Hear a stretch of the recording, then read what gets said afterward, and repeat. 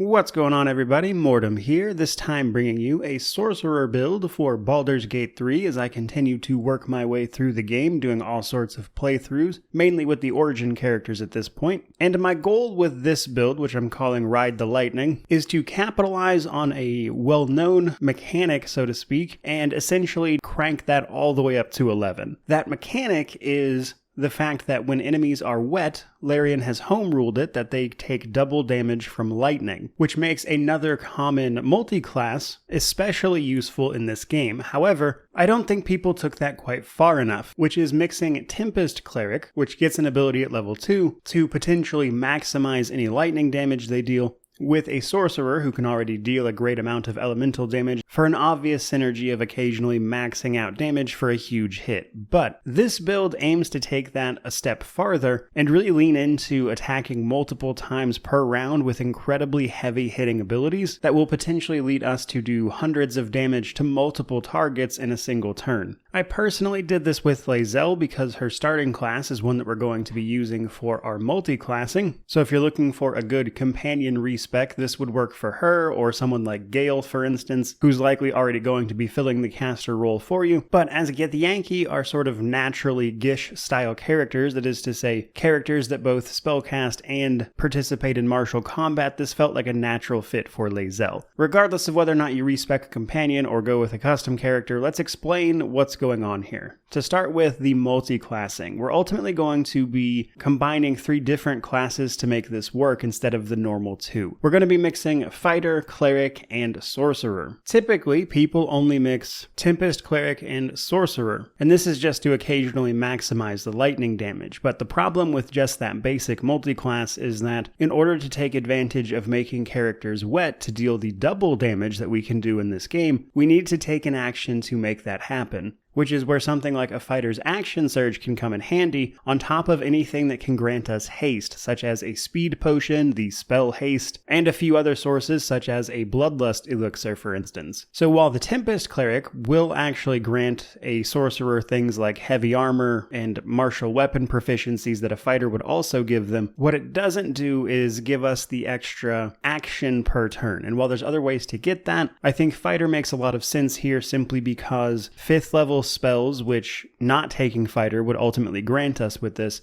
don't really contribute to anything. The normal multi-class split here would be 2 Tempest Cleric and 10 Sorcerer, and this would grant you 5th level spells with 2 6th level spell slots. The thing is, we don't actually need 5th level spells here. They don't give us anything that we're going to need at that level. So we're not losing any spells by taking levels in Fighter, we're simply losing a couple of spell slots, the 6th level ones in particular, in exchange for Action Surge. And something like Action Surge combined with a few other abilities that would give us haste is going to allow us to either apply the wet status to enemies by throwing water at them or casting Create Water much more easily, or alternatively it just gives us another chance to cast a double damage lightning spell, which means Action Surge from Fighter, the 1 maximized charge of lightning damage from 2 levels of Tempest Cleric and 8 levels of Sorcerer is still going to give us 2 feats or ability score improvements, access to up to 5th level spell slots, and the ability to potentially 3 or 4 times per turn, if you set it up properly, cast a double damage lightning bolt, with one of them potentially being maximized, which all around equates to potentially hundreds of damage to multiple targets. So from there, let's move on to some other things to get this build up and running for you, starting with character creation. Character creation is very basic. If you pick Lae'zel, she's pretty much got most everything we want right out of the gate. The only thing we're going to do if you pick Lae'zel is adjust her ability scores a little bit and pick her fighting style. For her fighting style, you either want archery or great weapon fighting. You could theoretically pick defense, but archery or great weapon fighting are going to make the early levels a lot easier for us. And then we have our ability scores. Now, ultimately, what we're going to want here is as much charisma as we can get, which the max bonus we're able to get from charisma at character creation is going to be from 16. You could take it up to 17, but it's not going to do us any good. And with the 3 multi-class going on, we really don't want to bother getting it to 17.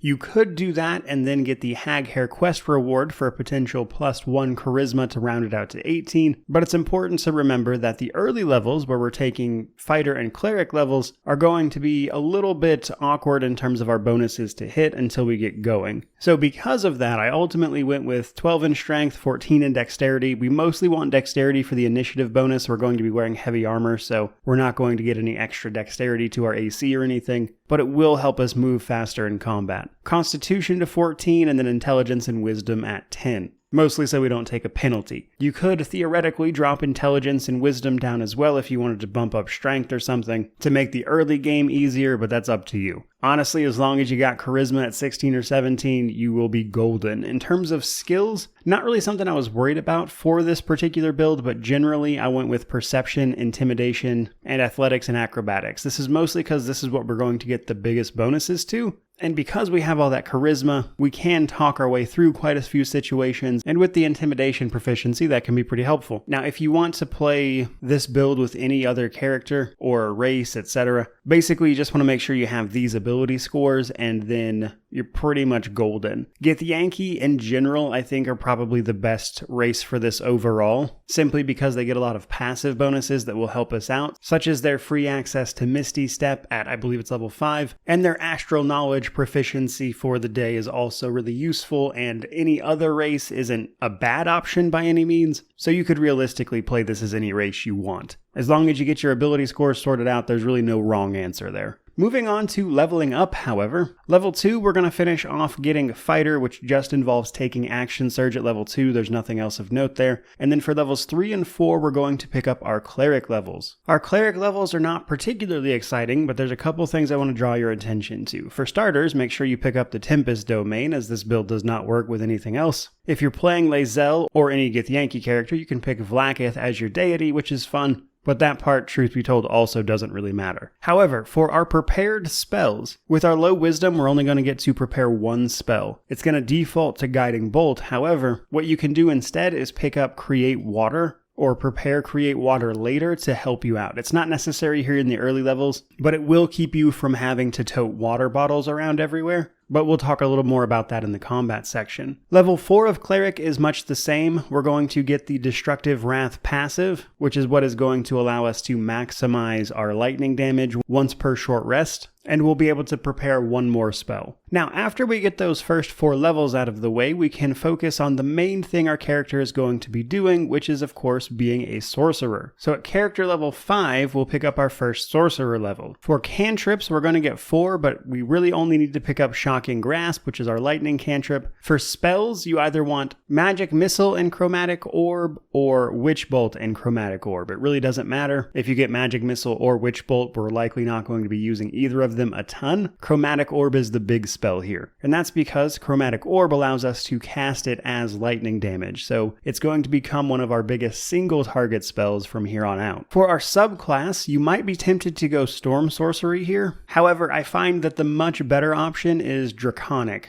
And this is because at level 6, Draconic Bloodline Sorcerers get an ability that will increase their lightning damage by allowing them to add their Charisma modifier to it, which will affect every target we hit, as opposed to the level 6 Storm Sorcery ability, which allows us to hit one other target with potential lightning damage, which is ultimately going to be less. So while Storm Sorcery isn't a bad option, and honestly any of these would work, Draconic Bloodline, specifically with a Blue Dragon Ancestor, will get us some extra lightning damage in the long run. However, level 6 is where things start really getting interesting, because this is when we're going to put all of our further levels into Sorcerer, which is when we can pick up our meta magic. So we want to pick up Twinned Spell and Distance Spell. Twinned Spell is going to allow us to twin a chromatic orb and hit 2 targets with it, and then Distance Spell allows us to increase the range of our spells by up to 50%, which can be a huge increase for something like Lightning Bolt in particular. Meta Magic, which we gain access to at level 2 of Sorcerer, allows us to spend our sorcery points on Meta Magic, which alters our spells with these abilities. Twinned Spell is especially useful in some of the earlier levels, but for the most part, these are just bonuses. We don't necessarily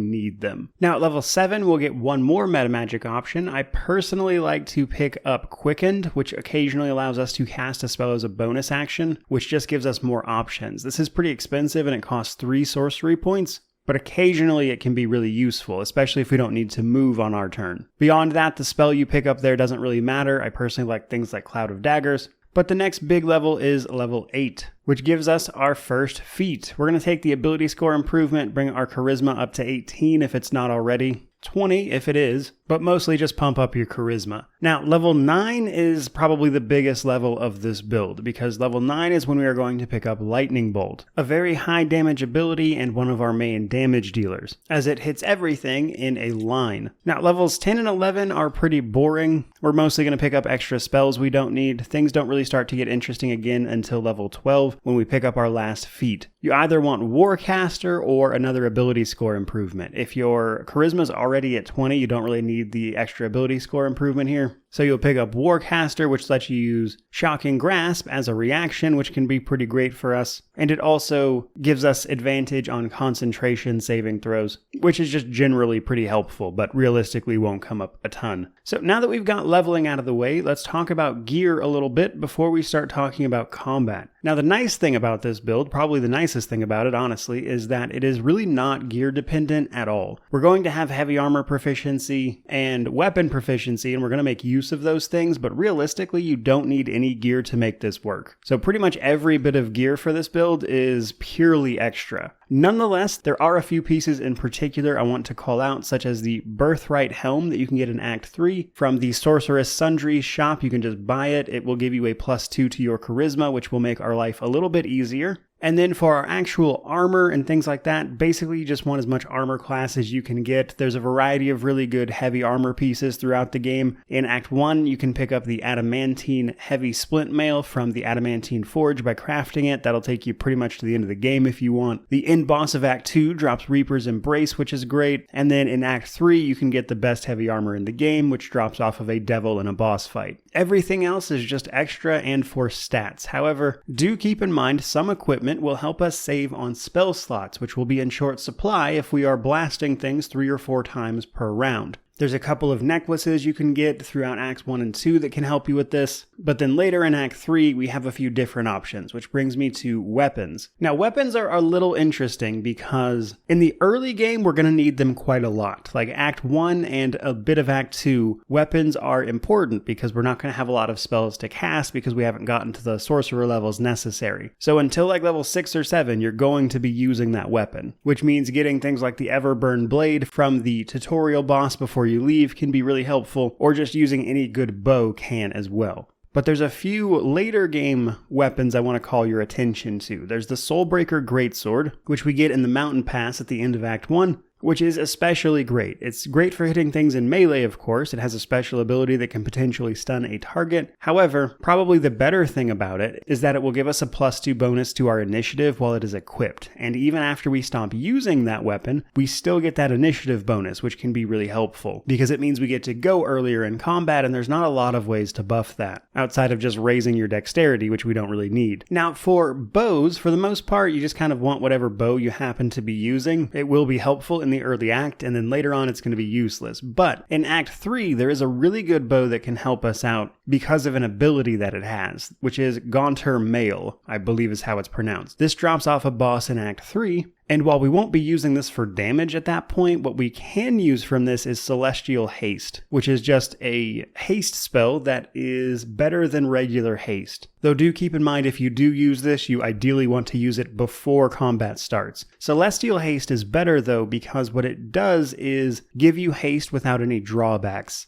Normal haste causes you to be lethargic afterward, which effectively stuns you for a turn after haste ends, whereas Celestial Haste doesn't do that. It's just the pure haste effect with no downside. So grabbing this bow in Act 3 and then casting that on yourself before combat starts can be a great way to get an initial extra action right away. Last but not least, for equipment, I want to talk about a couple different staffs, really, all available in Act 3, which come with the Arcane Battery feature. Again, there's actually more than one of these. You can find one in the House of Hope, and you can find one in the Tower of Sorceress Sundries. Both of them have Arcane Battery, which effectively allows you to cast a spell without using a spell slot once per, I believe it's long rest, which can help us save some spell slots. And while this will require us to equip a quarterstaff, by the time we get these, we won't be using our weapon anyway, which makes it a viable option. So something to keep in mind there. Now, in terms of Illithid powers, again, we don't need any of them at all. This build will work wonders without them, but if you would like to pick them up, you pretty much want the usual suspects: Favorable Beginnings, Luck of the Far Realms, Psionic Backlash, Cull of the Weak, etc. Now, I will say the tricky part with this particular build and the Illithid powers is that we don't get a ton of use out of them because of the way we're attacking things. Luck of the Far Realms requires you to make an attack roll to crit, which we're just not going to be doing a lot of because we're doing a lot of AoE focused damage. It can be useful early game when we're using our weapons though. Favorable Beginnings is always useful, as this just makes us more likely to hit things, which can help when you're casting a spell that uses an attack roll such as Chromatic Orb. And then every other tadpole power is basically just general use. So you don't need any of them, but they can certainly enhance what you're capable of doing. But now, finally, let's talk combat a little bit. Combat with this build is interesting. Like a lot of more powerhouse multi-class builds, it doesn't come online until about end of Act 1, start of Act 2. And even then, for this build, you don't get the really high-end stuff until the end of Act 2. But for the first few levels, while we are picking up our fighter and cleric levels, really all you want to be doing is attacking or casting the occasional spell to the best of your ability. In these early levels, most everyone is about the same. We're going to have slightly lower stats with using our bow or melee weapon, so we might not hit super often, unless we go to some measures to make that happen. But generally, you should keep up with people decently okay. Now, things start to come together for us when we hit level 5 and start taking our sorcerer levels. Though, I will say, as soon as you pick up your cleric levels, you'll get access to a spell like Thunder Wave that's going to allow you to push enemies around, which can help you knock them off of things.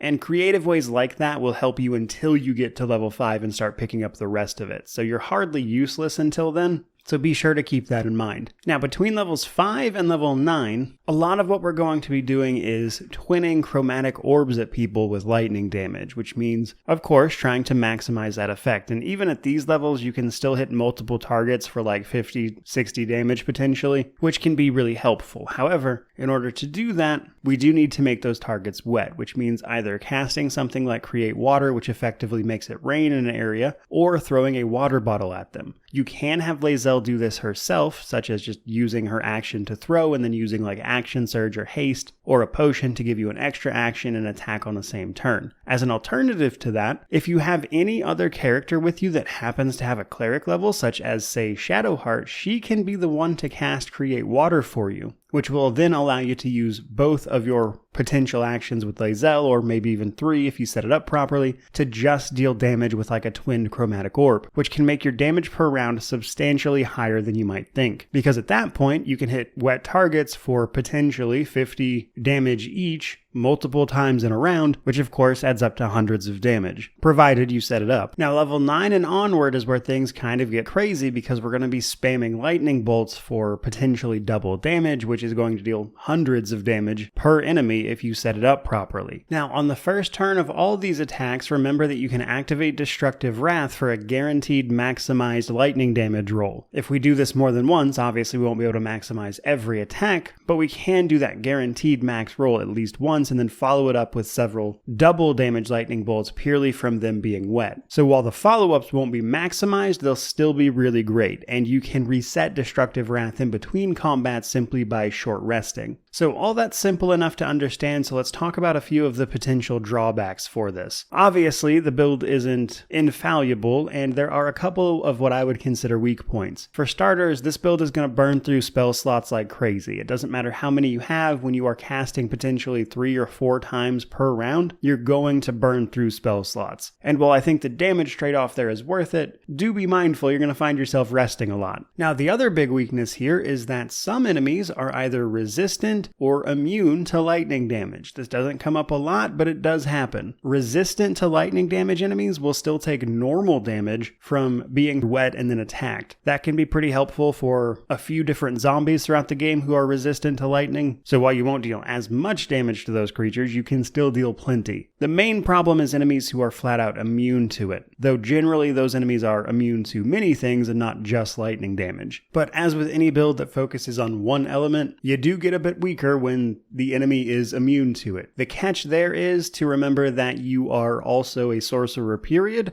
which means you can cast other spells that are not lightning based, such as Cloud of Daggers, maybe even Fireball, etc. It just won't be as strong. Another thing to remember is that the build is very positional. That is to say, in order to make use of our lightning bolt, things need to be lined up appropriately. You obviously don't want to hit just one enemy with that lightning bolt. We're going to cast it multiple times, so maybe that's not a big deal to you, but obviously if we can line enemies up and thus move positions, this can be even better. This is where being a Gith Yankee can really help us out because we get that Misty Step, which will allow us to use our bonus action to get into position. All of that said though, if you're willing to take the time, set up combat encounters, get yourself in position, the payoff there is dealing multiple hundreds of damage to multiple targets, which even on Tactician mode is pretty much just going to melt everything. The trade-off there being that, like many builds, we get a bit of a slow start in Act 1. Overall, though, that's pretty much what this build looks like. I certainly hope you enjoyed it. Let me know what you think about it down below. If you've been using anything similar, I'd love to know about it. Or if you just have any questions, feel free to ask them in the comments section, which of course means like, comment, subscribe, all that YouTube jazz. But regardless of any of that, truly, just thank you so much for watching. I really do appreciate it. May you wander in wisdom and have an amazing day.